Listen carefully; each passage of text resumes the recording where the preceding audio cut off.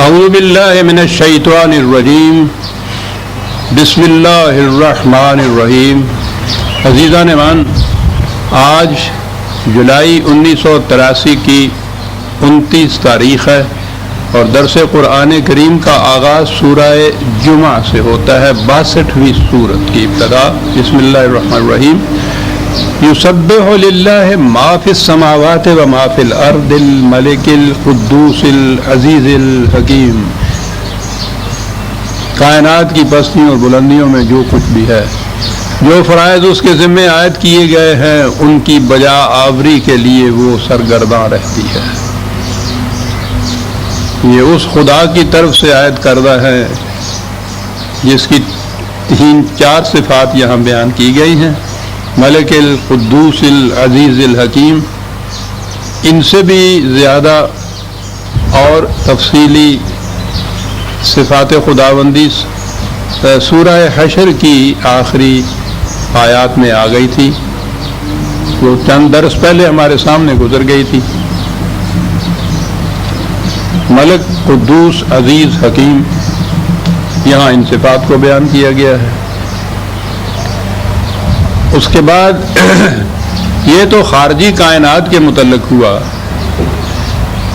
انسانوں کی دنیا کے متعلق بھی اس نے اسی طرح سے قوانین مقرر کیے اور ان کے ذمے بھی کچھ فرائض عائد کیے، لیکن اس کا طریق مختلف تھا۔ وہ وحی کے ذریعے ایک خاص شخصیت کی وساطت سے، جسے رسول کہا جاتا تھا، دوسرے انسانوں تک پہنچائے۔ اس رسول کے متعلق کہا کہ هو الذی بعث فی الامیین رسولا منہم یتلو علیہم آیاتہ ویزکیہم ویعلمہم الکتاب والحکمہ وان کانوا من قبل لفی ضلال مبین۔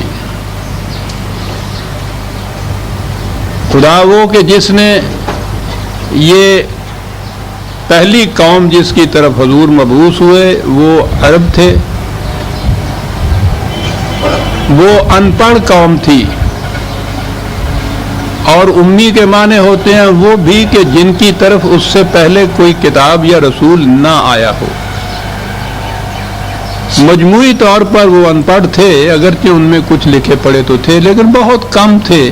لیکن امی کے معنی یہاں یہی ہیں کہ جن کی طرف اس سے پہلے کوئی رسول نہیں آیا تھا، کیونکہ قرآن کریم میں دوسرے مقام پہ یہ کہا گیا ہے کہ ان کی طرف، ان عربوں کی طرف اس سے پہلے کوئی کتاب نہیں آئی تھی۔ اس اعتبار سے بھی ان کو امی کہا جاتا تھا۔ تو اس قوم کی طرف جن کی طرف پہلے کوئی کتاب نہیں آئی تھی، اس رسول کو مبعوث فرمایا، اس رسول کو بھیجا گیا، انہی میں سے ہے۔ اور ہر رسول کے متعلق یہ کہا کہ وہ جس قوم کی طرف وہ آتا تھا وہ اس قوم میں سے ہی ہوتا تھا، کوئی اجنبی غیر باہر سے آیا ہوا نہیں ہوتا تھا، اور اسی قوم کی زبان میں ہوتا تھا۔ یہ بھی قرآن کے اندر ہے۔ تو رسول کی تلقین تو مؤثر اسی صورت میں ہو سکتی ہے کہ وہ ان کا جانا پہچانا ہوا ہو، اور جانا پہچانا تو ایسا کہ آپ کو معلوم ہے کہ جب نبی اکرم صلی اللہ علیہ وسلم سے انہوں نے ثبوت مانگا آپ کے اس دعوے کا کہ وہ خدا کے رسول ہیں، تو آپ نے ثبوت میں یہ کہا تھا کہ میں نے تمہارے اندر اس سے پہلے 40 سال کی زندگی گزاری ہے، کیا تم اس زندگی سے اندازہ نہیں لگا سکتے کہ یہ ایک جھوٹے کی زندگی ہے یا ایک سچے کی زندگی ہے؟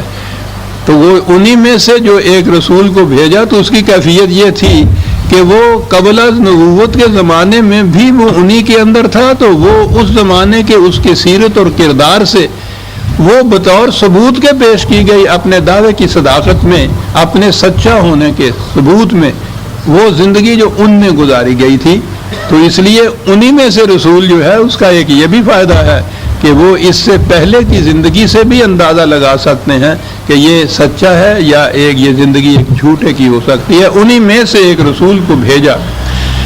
اب یہ جو آگے رسول کا فرائض بتائے گئے ہیں، یعلمہم الکتاب والحکمہ ویزکیہم، پہلے یتلو علیہم آیاتہ، یعلمہم الکتاب والحکمہ یزکیہم۔ یہ جو یتلو علیہم آیات ہی، وہ تو قرآن کے احکام، قرآن کی آیات، قرآن اپنی وحی کو وہ دوسروں کے سامنے پیش کرتا ہے۔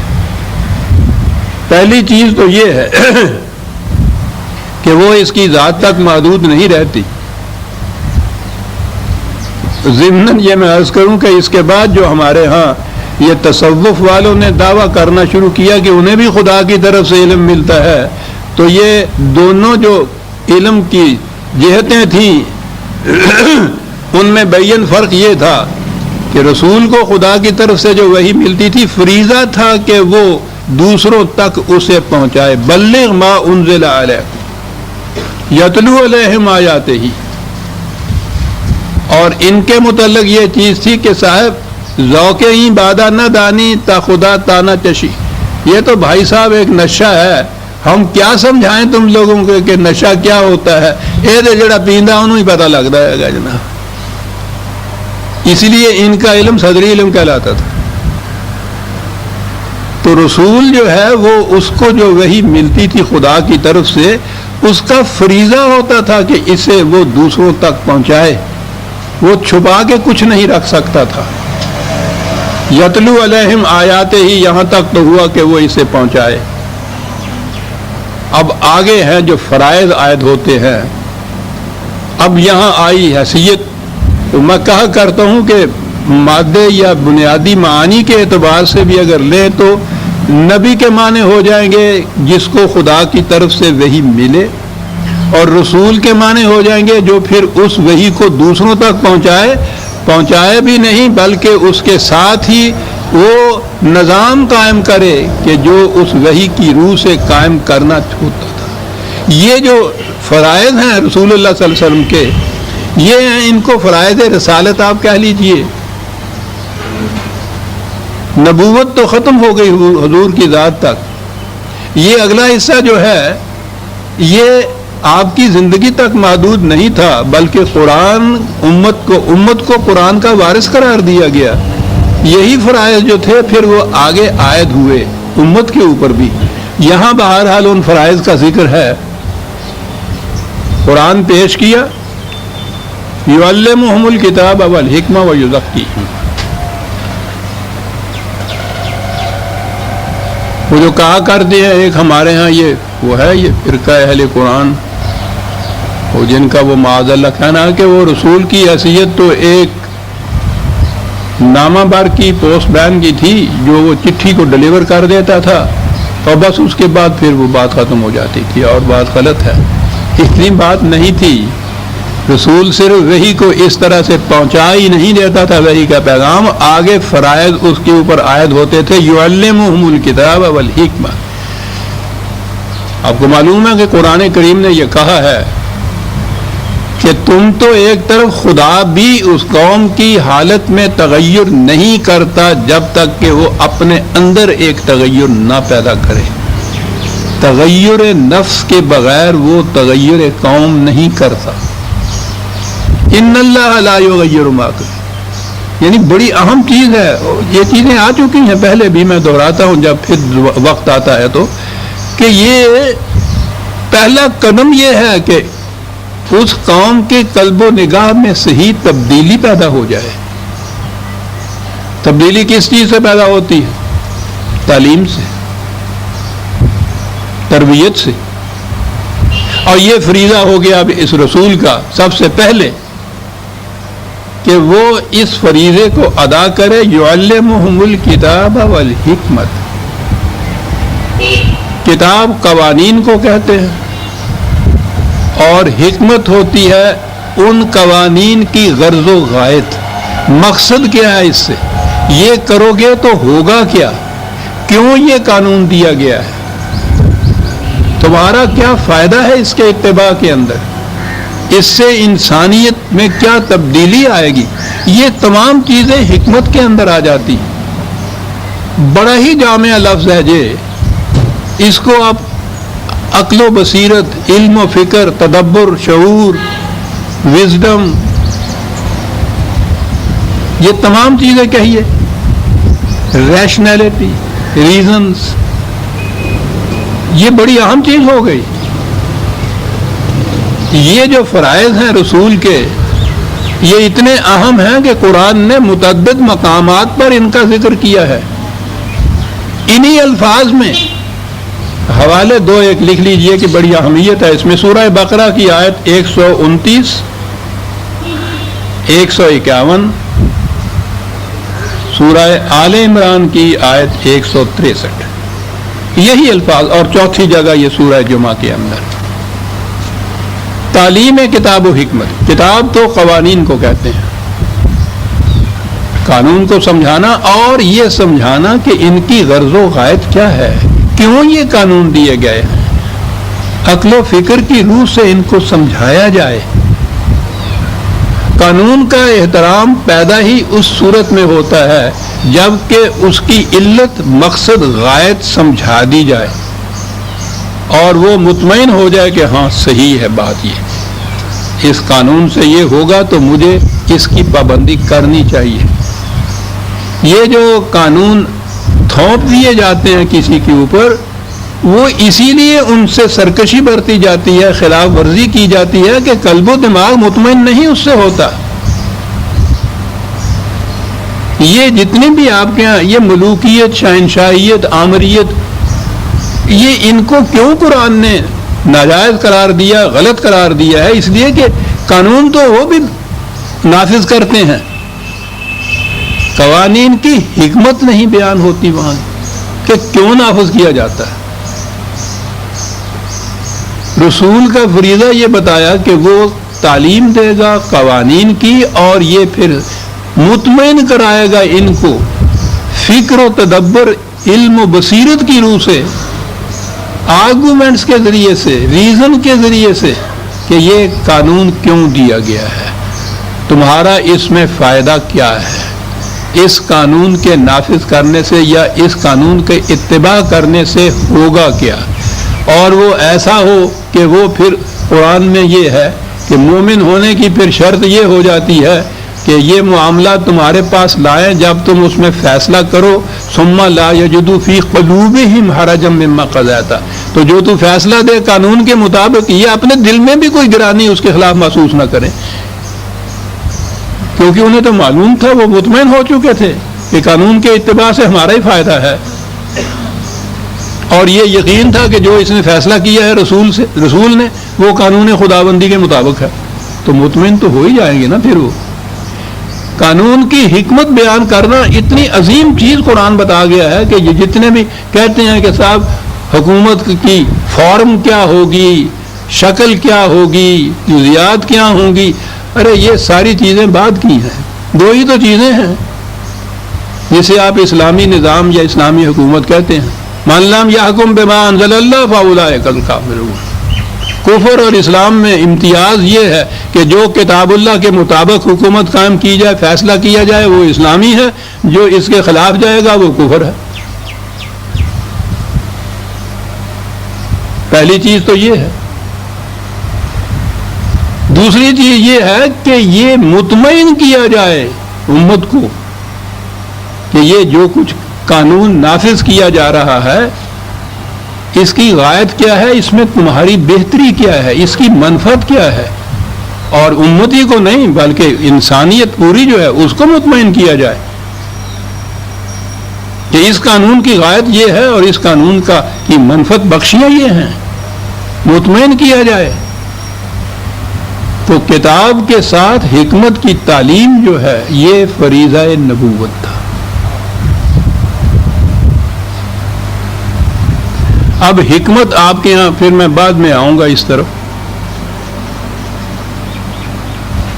یہ تو تعلیم ہے، تعلیم کا تعلق انٹلیکٹ سے، دماغ سے صرف ہوتا ہے، یہ ذہنی چیز ہے. بڑے بڑے پڑھے لکھے دانشور، کوالیفائڈ، ہائیلی ایجوکیٹڈ آپ کو ملیں گے، ان کا کردار دیکھیے تو اتنا گھناؤنا ہوتا ہے کہ صاحب اتنا کچھ پڑھ لکھنے کا فائدہ کیا ہوا؟ ہوا اس واسطے یہ کہ انہوں نے دو حصے کیے. دماغ کا مطمئن ہو جانا یہ تو فلسفے سے ہو جاتا ہے، خالص عقل سے ہو جاتا ہے. اگلی جو چیز ہے نا یہ کہ صاحب اس کے کردار پہ اس کو کچھ بھی اثر نہیں ہے، وہ جسے اصطلاح میں ہمارے ہاں قلب کا تغیر کہتے ہیں نا، وہ اگلی چیز ہے۔ وہ پہلی چیز جو ذہنی یا دماغی یا انٹلیکچوئل سیٹسفیکشن ہے وہ ذہن کو مطمئن کر دیتی ہے۔ اگلی چیز جو ہے کہ وہ قلب کے اندر تبدیلی آئے، یہ تربیت سے آتی ہے۔ یہ ہے جو اگلی چیز بھی رسول کی ذمہ داری تھی کہ ان کی تربیت اس قسم کی وہ کرے کہ وہ دماغی طور پر مطمئن ہوں کہ جو خدا کے احکام ہیں وہ کس طرح سے ہمارے لیے انسانیت کے لیے منفعت بخش ہیں۔ اس کے بعد سیرت و کردار کی تربیت اس قسم کی ہو جائے کہ پھر ان قوانین کا احترام اور اتباع کا جذبہ ان کی قلب کی گہرائیوں سے ابھرے۔ یہ نہ ہو کہ پولیس والا کھڑا ہے یا نہیں۔ یہ فریضہ تھا رسالت کا۔ ہمارے ہاں یہ چیز دیکھتے ہیں کہ جاہلیت عرب، یہی لوگ تھے نا جاہلیت عرب میں جو بعد میں ایمان لا کے پھر امت مسلمہ بنے تھے حضور کی۔ جاہلیت عرب کی وہ ساری دنیا کی برائیاں جو ہیں وہ ہمارے ہاں گنا دی جاتی ہیں، اور واقعی ان کے اندر بہت سے عیوب اور ضمائم اور برائیاں تھیں بڑی بڑی اہم۔ وہی لوگ اسلام لاتے ہیں تو اس کے بعد ہمارے ہاں پھر ان کے متعلق کہا جاتا ہے کہ صاحب یہ دیکھیے ان کے ہاں یہ خوبیاں، یہ حسنات، یہ سارا کچھ ہو جاتا ہے۔ کوئی نہیں بتاتا کیسے یہ ہو گیا۔ ذہنوں میں یہ ہے کہ انہوں نے ادھر سے کلمہ پڑھا، ادھر سے سارا ان کے قلب ماہیت ہو گئی۔ وہ پیتل تھا، ذرا سا انہوں نے بھٹی میں دیا، سونا بن گیا۔ یہ یوں نہیں بن گئے تھے، یہ تعلیم کتاب و حکمت اور تزکیہ رسالت کی روح سے ایسے بنے تھے۔ یہ ٹھیک ہے، ان چیزوں کی صلاحیت تو تھی ان کے اندر، لیکن انہیں یہ بنا دینا، یہ تعلیم و تربیت رسالت کی وجہ سے ایسا ہوا تھا۔ شیخ صاحب جگہ دیجیے۔ یہ ہے فریضہ۔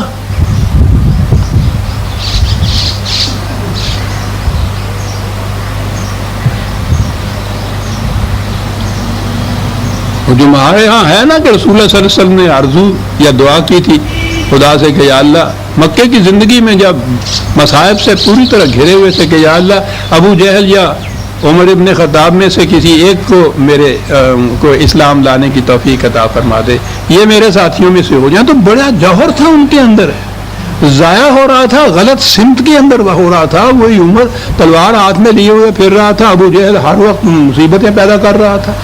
تو بڑی صلاحیت تھی، صلاحیتوں کو دیکھ کے حضور نے یہ کہا کہ ان میں سے جوہر قابل ہے، یہ مٹی میں ملا ہوا ہے سونا۔ اور میں تو کہتا ہوں کہ کتنی بڑی عظمت ہے ان کی، خود حضرت عمر کی کہہ لیجیے اگر یہ چیز، تو رسول اللہ دعا کرتے ہیں خدا سے کہ یا اللہ یہ مل جائے مجھے کسی طرح۔ اب جو وہ ملا ہے تو عمر تو وہی تھا، اس کی پہلی زندگی جو ہے وہ بھی ہمارے سامنے ہے، پھر وہ کندن کیسے ہو گیا۔ تعلیم کتاب و حکمت ما یزکیہم، یوں یہ امت بنی تھی۔ یہ فریضہ جو تھا رسالت کا، یہ آگے جاری رہنا چاہیے تھا، کیونکہ قرآن نے کہا ہے کہ ہم نے پھر رسول کی وفات کے بعد اس امت کو وارث بنایا اس کتاب کا۔ تو نبوت تو نہیں مل سکتی تھی، اب وحی تو نہیں کسی کو آ سکتی تھی، وحی محفوظ مکمل شکل میں موجود تھی امت کے پاس۔ اگلا حصہ جو تھا رسالت کا حصہ، یہ تھا فریضہ اس امت کا۔ جب تک یہ فریضہ جاری رہا، وہ امت مسلمہ، وہ اسلام دین کی شکل کے اندر قائم رہا۔ اس کے جتنے بھی خوشگوار نتائج تھے آج بھی تاریخ عالم کے اندر وہ درخشندہ موتیوں کی طرح چمک رہے ہیں۔ ساری دنیا ان کو کوٹ کرتی ہے۔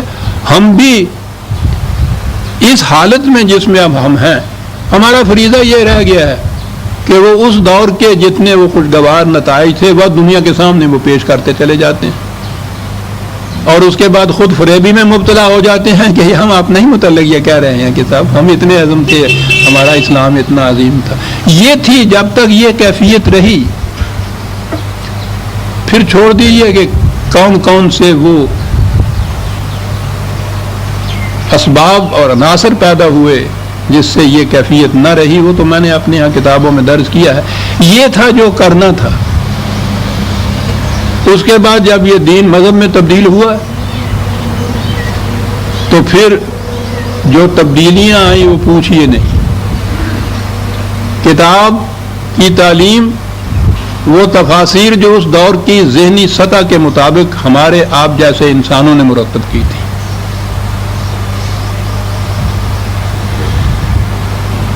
وہ حرف آخر ہو گئی آپ کے ہاں کتاب کے سمجھانے کی. وہ قرآن کی تفسیر ہونے لگ گئی.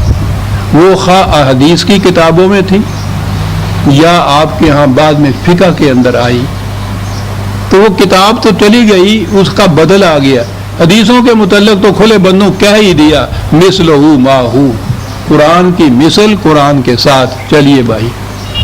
فقہ کے متعلق ان کے ہاں ایک بہت بڑے امام ہیں، یا ان کا خود عقیدہ ہے کہ فقہ اور قرآن اور حدیث کے کسی حکم کے اندر تضاد پایا جائے تو قرآن کی آیت کی پہلے تو تفصیل نہیں، تعویل ایسی کرو کہ وہ فقہ کے حکم کے مطابق ہو جائے. اور اگر یہ دیکھو کہ ایسا ممکن نہیں ہے تو سمجھو کہ قرآن کی آیت منسوخ ہے. کتاب کا تو یہ اثر ہوا.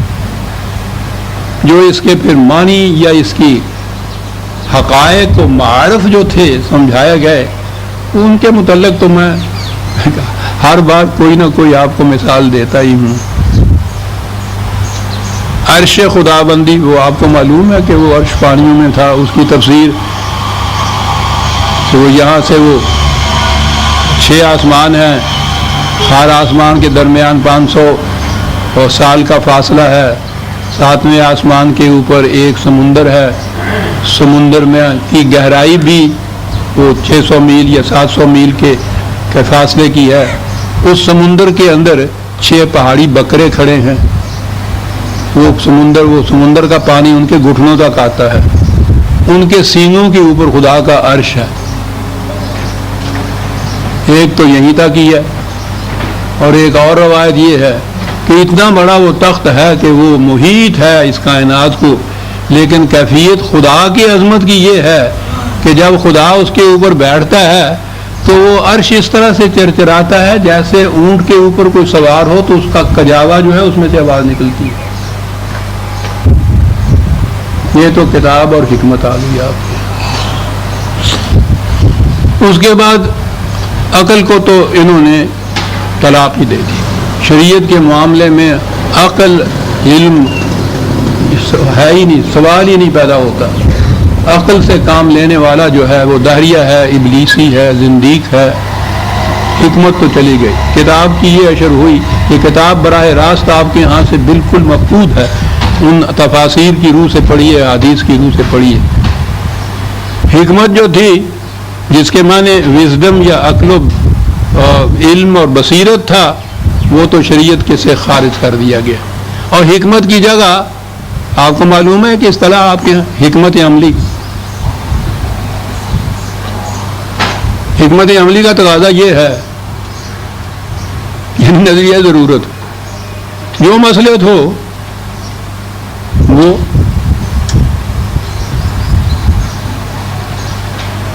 وہ یہ رہ گیا.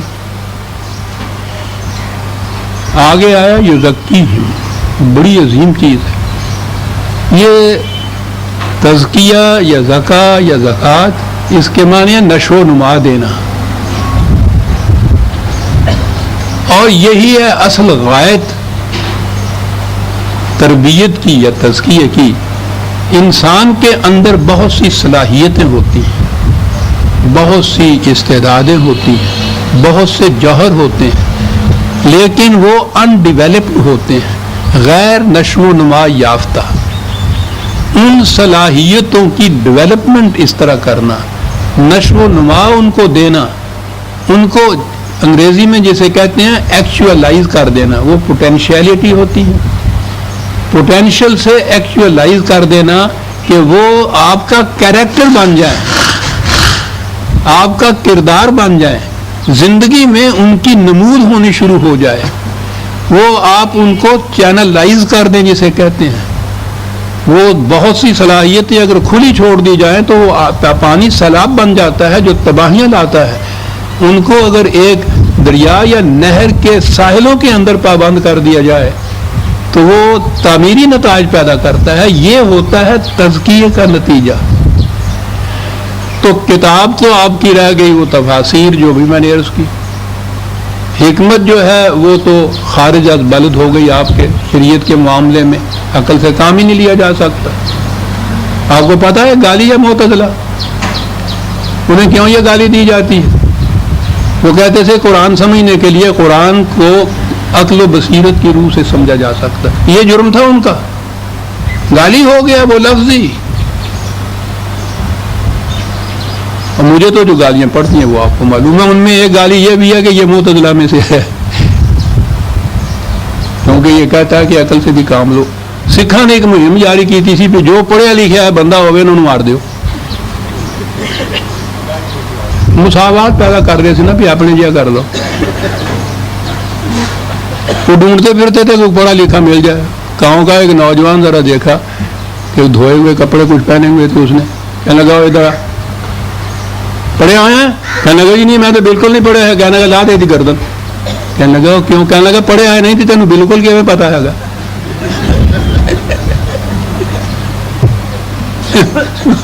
معتزلہ وہ کیوں، کیا جرم ہے؟ کسی عقل کی بات کرتا ہے، ہوتا کیوں نہیں ہے؟ آگے آتی ہے وہ آیت، میں نے اس کا ترجمہ کیا ہے. یہ کتاب کے ساتھ حشر ہوا، یہ حکمت کا حشر ہوا، باقی رہ گیا تزکیہ. تو تزکیہ نفس جو ہے وہ آپ کے یہاں پیروں کے ہاں ہوتا ہے. آئیے جو ضربے لگاتے ہیں آپ کے یہاں تو معلوم نہیں، یہاں ہمارے ہاں قریب ہی ہے کوئی مسجد، صبح کی نماز کے بعد پھر جو شروع ہوتا ہے پھر وہ چلے، ریاضتیں، مراقبے، وہ جو 20 سال تک یہ نابکار بھی کرتا رہا، تزکیہ نفس ہوتا ہے. بھئی وہ ہوتا کیسے ہے؟ نفس کو مار دینے سے لیا، یعنی انہوں مار دینے نال تزکیہ ہوتا ہوندا پیا، یعنی اس کا تو جنازہ نکل گیا.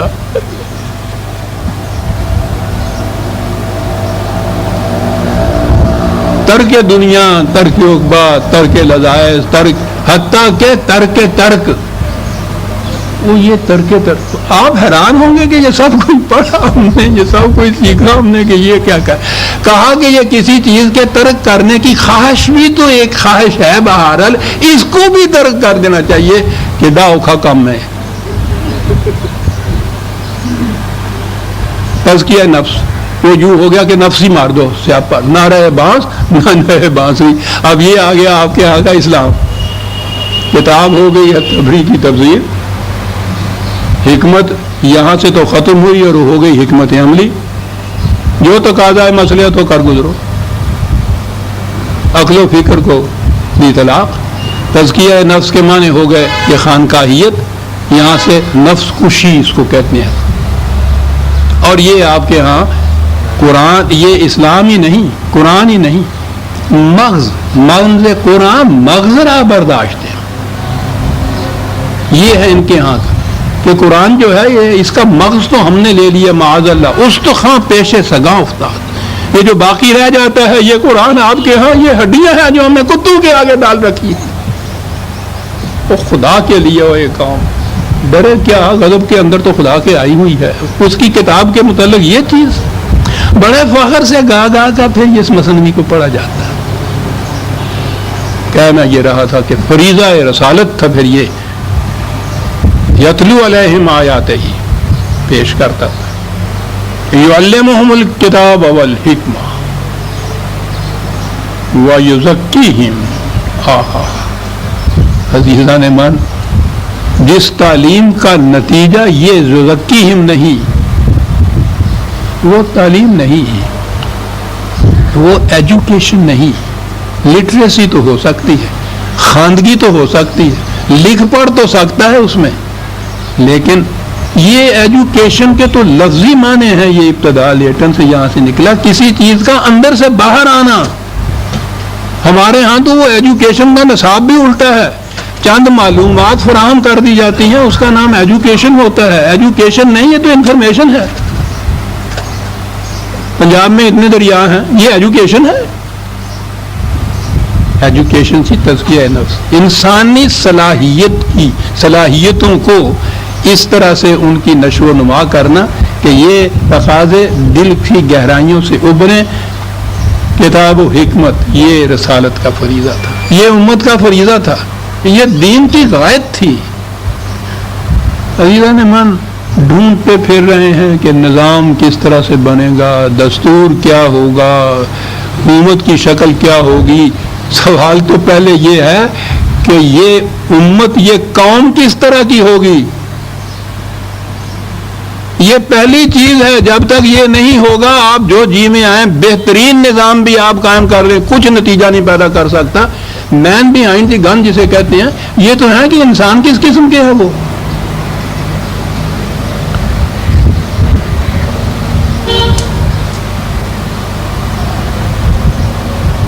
جب یہ تشکیل پاکستان کے بعد ہم یہاں آئے ہیں تو اس بندہ ناچیز نے یہ چیز کی تھی، میں تو 10 سال رہا تھا اس تاریخ میں، ان سے کہا تھا کہ وہاں یہ جتنی تحریک تھی صرف ایک مطالبہ ہم نے پیش کیا تھا پاکستان کا کہ یہ ہمارا مطالبہ ہے، وہاں اتنی فرصت نہیں تھی کہ اس قوم کی تعلیم و تربیت کی جا سکتی۔ اس لیے اب یہ خطہ زمین تو حاصل ہوا ہے، قوم ویسے کی ویسی آئی ہوئی ہے جس کی ذہنیت نہیں بدلی ہوئی۔ کرنے کا کام یہ ہے قرآن کے حکم اور اتباع سنت رسول اللہ صلی اللہ علیہ وسلم کے، ان کی تعلیم کا اس طرح انتظام کیا جائے کہ ان کا تزکیہ ہو جائے۔ جو موجودہ افراد ہیں قوم کے، ان کے ذمے تو یہ لگائیے کہ یہ اس ملک کی حفاظت کرتے رہیں، یہ خطہ زمین محفوظ رہے، یہ تو ان کے ذمے لگائیے، اور آنے والی نئی نسل جو ہے ان کی تعلیم کا، ان کی تربیت کا ایسا انتظام کیجیے کہ یہ مقاصد جو تھے اس خطہ زمین کو حاصل کرنے تھے وہ ان کے دل کا تقاضا بن جائے۔ کسی نے اس کی طرف توجہ نہ دی۔ آخر الامر جا کے وہ ٹکرے مار کے مایوس ہو گئے۔ وہ میں نے آپ کو معلوم ہے وہ اسکیم اپنے کالج کی تیار کی کہ کم از کم چھوٹے سے پیمانے سے صحیح اس لائن کے اوپر میں کچھ ایک مثال تو قائم کر دوں۔ بدبختی ہماری وہ ادھر سے وہ اسکیم بارآور ہونے کو آئی، ادھر سے وہ آرڈیننس نافذ ہو گیا کہ کوئی کالج بنایا ہی نہیں جا سکتا تھا۔ گاؤں خرب ہو گئی وہ اسکیم، اب تک وہ آرڈیننس نافذ ابھی تک۔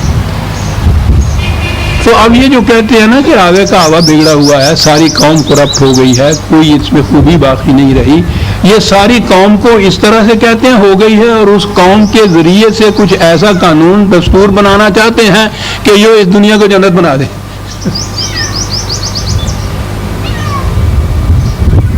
یہ یتلو علیہم آیاتہ ہوگا، یعلمہم الکتاب والحکمہ ہوگا ویزکیہم ہوگا۔ جب جا کے یہ ابن خطاب عمر فاروق بنے گا، ورنہ اگر یہ چیزیں نہ ہوتی تو وہ وہی عرب رہتے، پھر تو یہ چیز نہ بن سکتی جو ہمارے سامنے آئی ہے۔ اس لیے جسے کہتے ہیں نا کہ صاحب اتباع سنت بڑا ضروری ہے، لیکن وہ اتباع سنت کیا کہتے ہیں، میں ویسے نہیں کہہ رہا کسی کہ مسواک کی لمبائی اتنی ہونی چاہیے۔ اتباع سنت یہ ہے تعلیم کتاب و حکمت و تزکیہ نفس، یہ کرو۔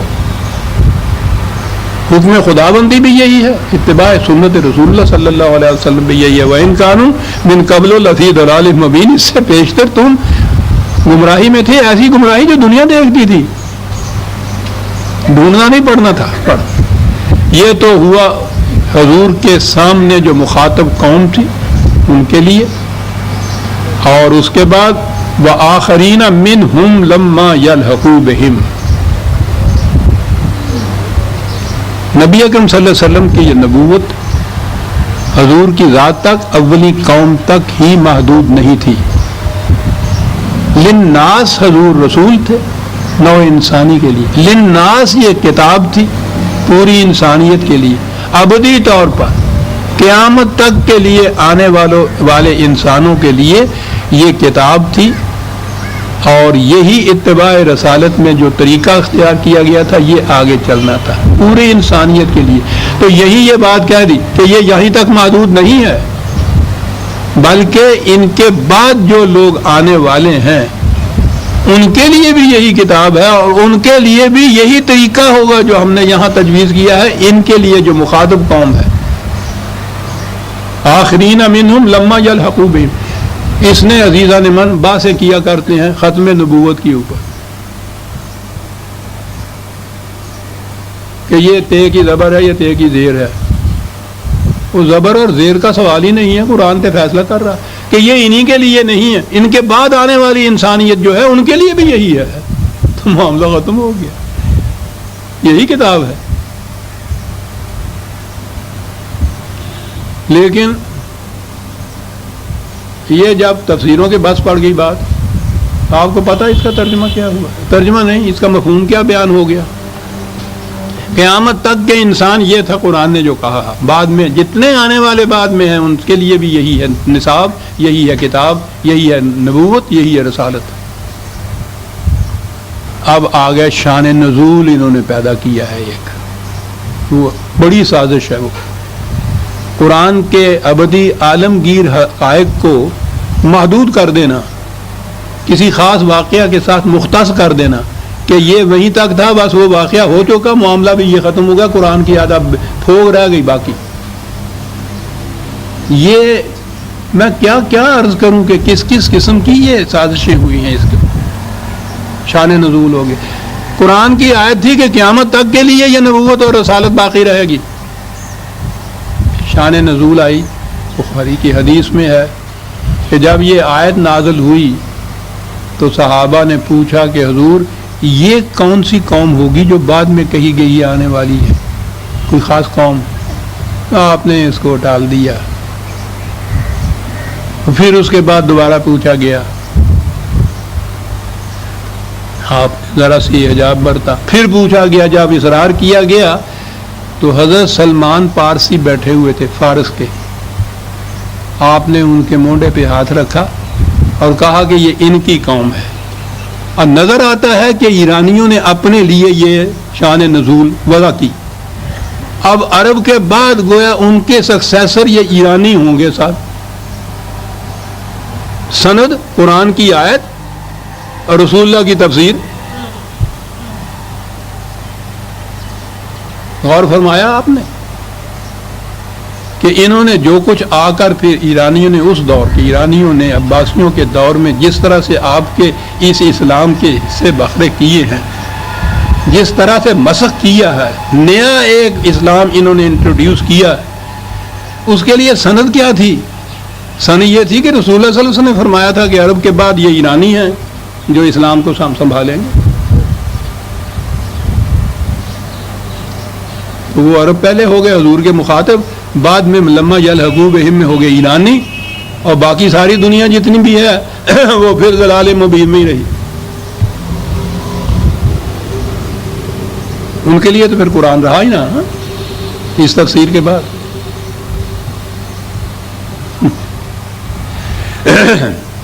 وَهُوَ الْعَزِيزُ ذَلِكَ فَضْلُ اللَّهِ يُؤْتِيهِ مَن يَشَاءُ وَاللَّهُ ذُو الْفَضْلِ الْعَظِيمِ۔ دونوں چیزیں ہیں، یہ وحی جو ملی ہے نبوت کی،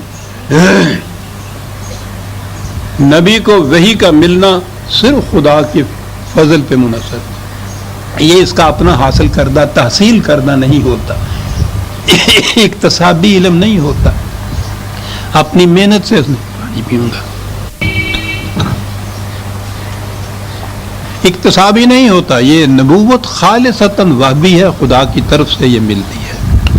ایک تو یہ ہے کہ یہ نبوت کا ملنا رسول کو یہ تھا فضل، اور پھر یہ کہ یہ جو رسول ملا ہے اس امت کو، یا یہ جو نظام ہے اس رسالت کا، یہ خود پھر اس امت کے لیے، انسانیت کے لیے بھی فضل خدا بندی ہے کہ اس نے طریقہ بتا دیا۔ یہ اس رسول کے متعلق دوسری جگہ ہے، وہاں قد من اللہ علی المؤمنین، یہ احسان خداوندی ہے مومنوں کے اوپر کہ ان میں اس جیسا رسول بھیج دیا اس نے صاحب، اور یہ پوری انسانیت کے لیے احسان خداوندی ہے۔ جب بھی یہ دنیا آئے گی ٹھکرائی ہوئی، درماندہ و واماندہ، اس آستان کے اوپر دستک دے گی، یہاں باب محمد رسول اللہ کے اوپر قرآن کے دروازے پہ جب بھی یہ آئے گی، اس جہنم سے وہ نکل جائے گی جس میں یہ صدیوں سے چلی آ رہی ہے، تو اس وقت محسوس ہوگا کہ کتنا بڑا احسان تھا خدا کا کہ اس نے قرآن جیسی کتاب دی اور اسوہ حسنہ دیا اس رسول جیسا صلی اللہ علیہ وسلم۔ یہ فضل خداوندی ہے۔ کہا یہ تو ہے جو ہم یہ کرتے ہیں، اور یہ دیکھیے جنہوں نے دین کو مذہب بنا رکھا ہوا ہے، یہ یہودی یہی تھے سب پہلی مخاطب قوم کے اندر۔ عیسائیت جو تھی وہ کچھ تصوف والوں کی لوگ تھی، یہ یہودی تھے جو اس دین کو مذہب بنا کے مسخ کر کے بیٹھے ہوئے تھے۔ کہا اس میں ہوتا کیا ہے، کتاب تو اس لیے دی تھی کہ اس کو سمجھایا جائے، سمجھا جائے علم و بصیرت کی روح سے، پھر اس کے اوپر عمل کیا جائے اور اس عمل کے نتائج سامنے لائیں۔ لیکن جب یہ مذہب بن جاتا ہے تو مثال پر اندازہ لگائیے، اور پھر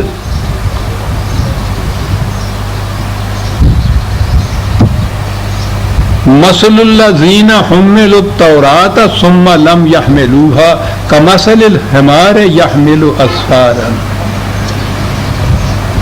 کہا کہ یہ کتابیں لیے پھرتے ہیں، تورات بھی ان کے بغل میں ہے، سر آنکھوں پہ اٹھائے ہوئے پھر رہے ہیں، اس بنا پہ اپنے آپ کو بہت صاحب کتاب کہتے ہیں، دھوکہ دیتے ہیں۔ کہا کیفیت ان کی یہ ہے، یوں ہی سمجھو یہ جو کتابیں اٹھائے پھرتے ہیں جیسے کسی نے گدھے پہ کتابوں کا انبار لاد دیا ہو۔ اب گدھے کے اوپر وہ جس قسم سے جی چاہے کتاب لاد دیجیے، قرآن لاد دیجیے، تورات لاد دیجیے، گرنتھ صاحب رکھ دیجیے، یعنی اس سوال ہی نہیں ہے۔ اور یہ حمل التورات ہے، یہ عربی زبان کا یہ جو لفظ ہے اس کے معنی ہوتے ہیں ذمہ داریاں عائد کرنا کسی کے اوپر۔ یہ وہ گدھے کے بوجھ اٹھانے والی بات نہیں کہ ان کتابوں کی روح سے، تورات کی روح سے ان کے اوپر جو ذمہ داریاں عائد کی گئی تھی ان کو تو پورا نہیں کرتے، کتاب اٹھائے پھرتے ہیں۔ عزیزان من، اپنی حالت پہ آپ ہی غور فرما لیجیے۔ ہم اگر عرض کریں گے تو شکایت ہوگی، کیا یہی کیفیت ہماری نہیں ہے؟ کس طرح سے اٹھائے پھرتے ہیں قرآن کو۔ انہوں نے تو اس طرح اتنی بلندیوں سے اس کو اٹھایا ہی نہیں تھا جتنا آپ اٹھا رہے ہیں۔ اور پھر لم یحملوہا کی جو کیفیت ہے کہ کتابیں تو اٹھائے پھر رہے ہیں یہ، اور جو کچھ اس میں کہا گیا ہے اس کی طرف کوئی توجہ نہیں۔ یہ تو ایسا ہی ہے جیسے گدھے پہ انبار لاد دیا جائے کتابوں کا۔ بئس مثل القوم الذین کذبوا بآیاتنا۔ کہا ہم نے یہ مثال تو دی ہے، ناگوار تو گزری ہوگی جناب کو، لیکن سوچ لیجئے کہ کتنی سچی چیز ہے، کتنی بری مثال ہو جاتی ہے اس قوم کی۔ اس کو کہا ہے کذبوا بآیات اللہ۔ آپ کو معلوم ہے میں نے بتایا تھا قرآن کی اصطلاحات ایک اپنی جگہ ہمالیہ پہاڑ۔ ایک تو ہے کفر، ہم مانتے ہی نہیں ہیں اس کو، غیر مسلم ٹھیک ہے فلانیہ کا۔ ایک یہ چیز ہے کہ یہ اس قرآن کو یا اس کتابوں کو خدا کی وحی کی روح سے ملی اٹھائے ہوئے ہیں، سر آنکھوں پہ رکھا ہوا ہے، چوم رہے ہیں، غلافوں میں بند ہے، تعظیم ہو رہی ہے، پیٹھ نہیں کرتے اس کی طرف، کیفیت یہ ہے۔ لیکن ان کے احکام جو ہیں ان کی تقسیم کر رہے ہیں، مانتے نہیں ہیں۔ اسے تقسیم کہتے ہیں، کسی چیز کو ماننا لیکن عملاً اس کے اوپر نہ لانا۔ بئس مثل القوم الذین کذبوا بآیات اللہ واللہ لا یہدی القوم الظالمین۔ یہ ہے قوم الظالمین، یہ صحیح راستے پہ نہیں آ سکتا۔ یہ مطمئن ہو جاتے ہیں ان میں سے تو اکثر سیلف ڈسیپشن، خود فریبی سے، کہ واقعی ہم صحیح دین کے اوپر صحیح اسلام پہ چل رہے ہیں، صحیح اسلام پہ چل رہے ہیں، باقیوں کو دھوکے میں رکھتے ہیں، وہ جاہل ہوتے ہیں سر۔ تو یہ سیدھے راستے پہ کیسے آ سکتا؟ وہ تو آئے گا جو عقل و فکر کی روح سے قرآن کو سمجھے. قل یا ایھا الذین ھادوا ان زعمتم انکم اولیاء للہ من دون الناس فتمنوا الموت ان کنتم صادقین. بہت بڑا معیار بتایا، دعوی صداقت کا ثبوت. اگر تم یہ کہتے تھے یہودی کہ ہم خدا کی چہیتی اولاد ہیں، جنت ہمارے لیے مختص ہے.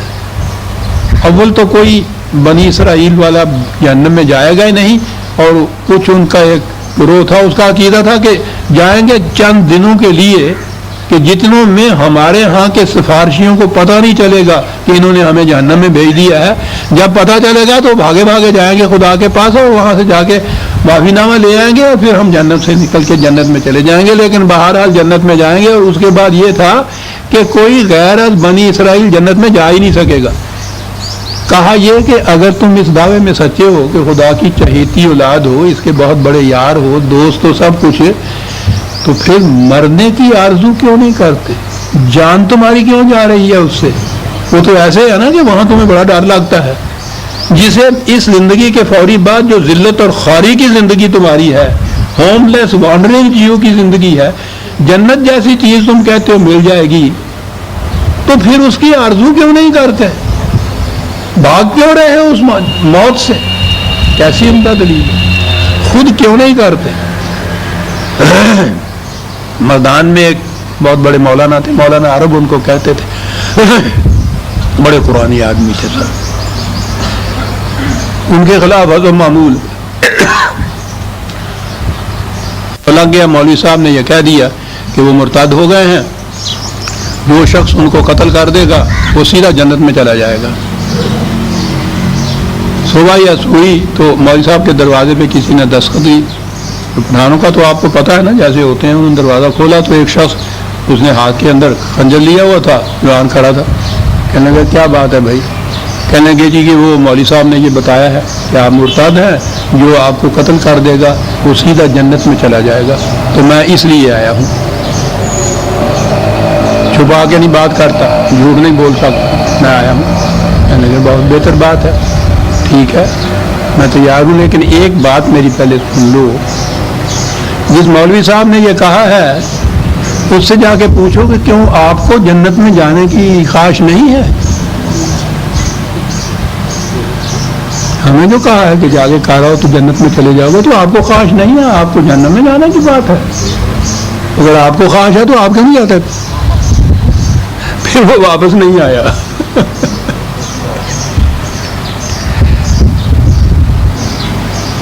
یہ جب ہجرت موومنٹ یہاں چلی ہے نا، چلا جا رہا تھا قافلہ در قافلہ، بیٹھے ہوئے تھے اور لیڈر یہاں بیٹھے ہوئے تھے. میں نام نہیں لینا چاہتا کون لوگ تھے، وہ ہمارے جذباتی لیڈر، وہ لاہور میں بیٹھے ہوئے تھے، میز کرسی بچھا کے کوئی نام وام لکھتے تھے کچھ.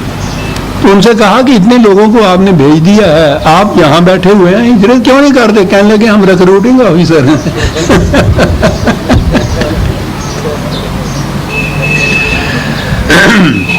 فتمنوا الموت ان کنتم صادقین ولا یتمنونہ ابدا بما قدمت ایدیہم.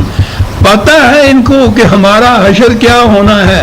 یہ جو بھاگا ہوا مجرم ہوتا ہے وہ جاتا کیوں نہیں تھانے میں؟ خود اسے پتہ ہے شاہی قلعے میں لے جائیں گے.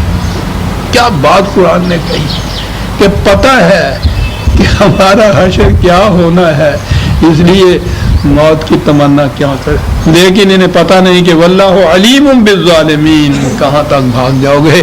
ہم تو تمہارے دل میں گزرنے والے خیالات سے بھی واقف ہیں.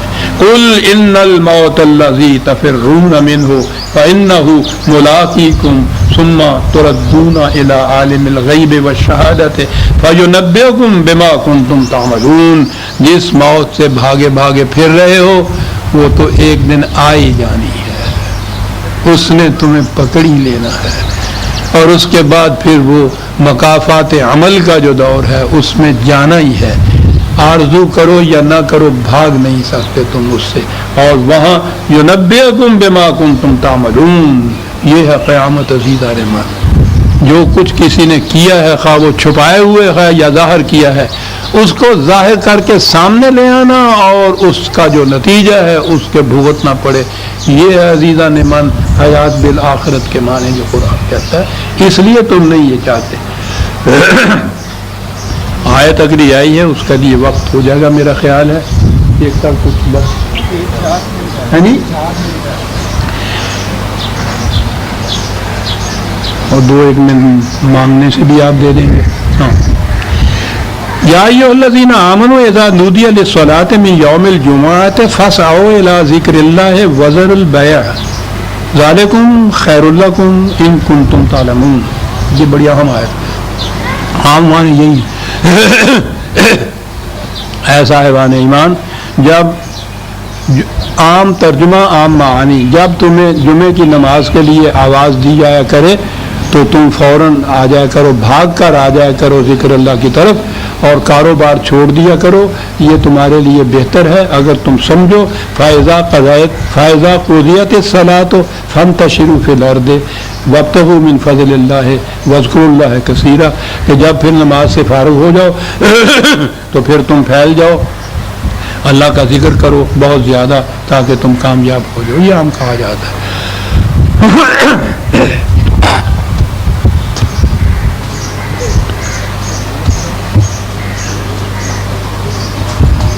اسلام پرائیویٹ عقیدے کا نام نہیں ہے، یہ ذاتی زندگی کی چیز نہیں ہے، یہ ایک اجتماعی نظام ہے، اور اجتماعیت کا تقاضا تو ہوتا ہے نا کہ اکٹھے ہو کے کچھ سوچا جائے، سمجھا جائے، معاملات کے لیے مشورہ کیا جائے۔ آپ کو معلوم ہے کہ جہاں مشورہ کرنے کا حکم ہے وہاں یہ ہے وَأَقِیمُوا الصَّلَاةَ وَأَمْرُهُمْ شُورَىٰ بَیْنَهُمْ، کہ ان کے معاملات باہمی مشاورت سے طے ہوں گے۔ پہلے اس کے ہے یہ اقامت صلاۃ کریں گے اور ان کے معاملات باہمی مشاورت سے طے ہوں گے۔ کچھ تو تعلق ہونا چاہیے نا ان دونوں آیتوں کے درمیان، اقامت صلاۃ کا مشاورت کے ساتھ کچھ تو واسطہ ہونا چاہیے نا۔ عزیزان من، آج یہ بہت مشکل ہے کہ ہم جو کچھ ہوتا تھا عہد رسالت مآب صلی اللہ علیہ وسلم اور خلفائے راشدین کے زمانے میں، جس طرح اسلام پہ عمل ہو رہا تھا، مشکل نہیں شاید ناممکن ہے کہ یقینی طور پر ہم بتا سکیں کہ وہ کیسے ہوتا تھا۔ اس کے لیے 2 ہی ذرائع ہو سکتے تھے، ایک انہوں نے جس کو کہا احادیث، دوسرا جسے کہا تاریخ۔ اصل میں دونوں ہی ایک ہیں، اس زمانے کے واقعات کو محفوظ کرنا، وہ احادیث کی کتابوں میں ہوں یا تاریخ کی کتابوں میں ہوں، دونوں ہی ظنی ہیں، ناقابل یقین ہیں، تیسرا ذریعہ کوئی نہیں ہے۔ جب یہ کہا جائے کہ وہ جو قرآن نے کہا تھا کہ آپ بعد میں آنے والے جو ہیں ان کے لیے بھی یہ اسی طرح سے نظام قرآنی موجود ہے، اور حدیث کہہ دے کہ یہ سلمان فارسی کے لیے مخصوص ہو گیا، اور تاریخ کہہ دے کہ پھر ایرانیوں نے اس طرح سے اسلام کا احیاء کر دیا، اب آپ کے لیے کیا ذریعہ ہے اس چیز کا کہ اس کے علاوہ کچھ اور اس کے متعلق معلوم کر سکیں؟ ذرائع ہے نہیں۔ یہ جو جتنے الجھاؤ آپ کے یہاں پیچیدگیاں پیدا ہو رہی ہیں قانون سازی کے سلسلے میں، یہ ساری اس لیے ہو رہی ہیں کہ یہ کہتے یہ ہیں کہ صاحب چلیے بیک وہاں چلیے 1300 سال پہلے عہد رسالت مآب خلفائے راشدین کے اندر، وہاں چلیے۔ کوئی کھڑا ہو کے نہیں سوچتا کہ اس کے لیے ذریعہ کیا ہے تمہارے پاس۔ احادیث ذریعہ بناتے ہو تو ہر حدیث سے پہلے کہتے ہو قال رسول اللہ، رسول اللہ صلی اللہ علیہ وسلم نے فرمایا، آگے الفاظ ہوتے ہیں حدیث کے، آخر میں ہوتا ہے او کما قال رسول اللہ، یہ یا جیسے رسول اللہ نے فرمایا ہو۔ ہر حدیث کے ساتھ یہ ہوتا ہے، یقینی طور پر ایک حدیث بھی نہیں پیش کی جا سکتی، اور تاریخ کا تو پوچھو ہی نہیں۔ جو تاریخ یہ کہتی ہے کہ پہلے ہی دور کے اندر سارے صحابہ جنگ جمل میں 2 حصوں میں بٹ گئے تھے، سارے کے ساری امت صحابہ کے بار ایک دوسرے کے ساتھ وہ جنگ میں قتل کرتے تھے ایک دوسرے کو، ایک دن میں 10,000 صحابہ قتل ہو گئے تھے، یہ تاریخ بتا رہی ہے آپ کی۔ کہاں سے یہ چیز لاؤ گے؟ اس کی ضرورت نہیں ہے. قرآن موجود ہے اور ایمان ہمارا یہ ہے کہ وہ قرآن کے مطابق عمل کرتے تھے. بات سیدھی ہے. جو تاریخ میں یا حدیث میں کوئی واقعہ اس دور کا ایسا ہو جو قرآن کی تعلیم کے خلاف جاتا ہے، بلا عمل کہہ دیجئے یہ ان کا نہیں ہو سکتا، یہ غلط ہے. وظیفہ. اور یہاں سے آپ ریکنسٹرکٹ کیجئے اپنے ہاں کی قوانین کو، نظام کو، قرآن کی روشنی میں ان حدود کے اندر رہتے ہوئے. ان آیات کے صحیح معنی اس وقت سمجھ میں آئیں گے، ورنہ جو کچھ آپ کو تفاسیر سمجھائیں گی یا روایات سمجھائیں گی یا تاریخ سمجھائے گی یا جو کچھ اب کہتے ہیں ہوتا چلا آ رہا ہے، سلف صالحین کا مسلک، اجماع امت جس کا نام رکھا ہوا ہے، تواتر جس کو یہ کہتے ہیں، ان میں سے کسی سے بھی یہ مسئلہ حل آپ کے ہاں نہیں ہوگا. قرآن کے احکام قرآن سے سمجھیے، عربی زبان سے سمجھیے، اور اس کے بعد پھر یہ دیکھیے کہ ان پر آج عمل کس طرح سے ہو سکتا ہے، مسئلہ حل ہو جائے گا. وقت تھا 4 ہی منٹ. بات میں نے یہ ابتدا کی ہے، آیت پہ آیا نہیں. اگلے درس میں انشاءاللہ یہ بات کروں گا کہ یہ چیز کیا چیز ہے اور میں نے یہ کیوں تمہید اتنی باندھی ہے. ہم سورہ الجمعہ کی آیت 8 تک آ گئے تھے، 9 میں نے تلاوت کی ہے. اس کے متعلق تفہیم اگلے درس میں ہوگا. ربنا تقبل منا انک انت السمیع العلیم. شکریہ.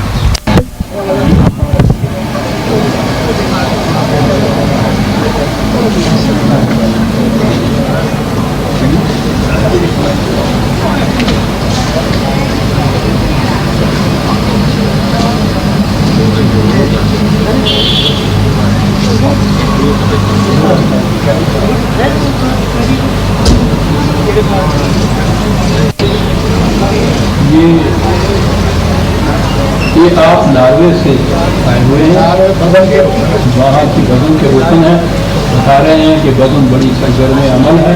اللہ کا شکر ہے کہ قرآن کی فکر بڑی عام ہو رہی ہے، کہ بڑی دلچسپی لے رہے ہیں. یہ یورپ میں سب سے پہلی بدن ہے جس میں یہ آپ کے یہاں کا اس نظام کو کیا کہتے ہیں، VCR کے اوپر درس کا جو انتظام کیا ہے پورے یورپ میں، بلکہ اب تو کہوں گا کینیڈا میں کے بعد نہیں ہوا ہے، یہ سب سے پہلے انہوں نے وہاں کیا ہے. اور وہ کہتے ہیں کہ بڑا پھیل رہا ہے. یہ لوگ یہ ایک جو ہے گھروں میں لے جاتے ہیں، جگہ جگہ یہ درس کی خاطر کام کرتے ہیں، اپنی اپنی مکانوں کو بھی کرتے ہیں. یہ چند ابتدائی السابقون الاولون کی جماعت میں سے تھے. چند نفوس سے یہ نوجوان جنہوں نے شروع کیا تھا، تھوڑے سے عرصے میں دکھا رہے ہیں کہ یہاں کا کام یہ ہے.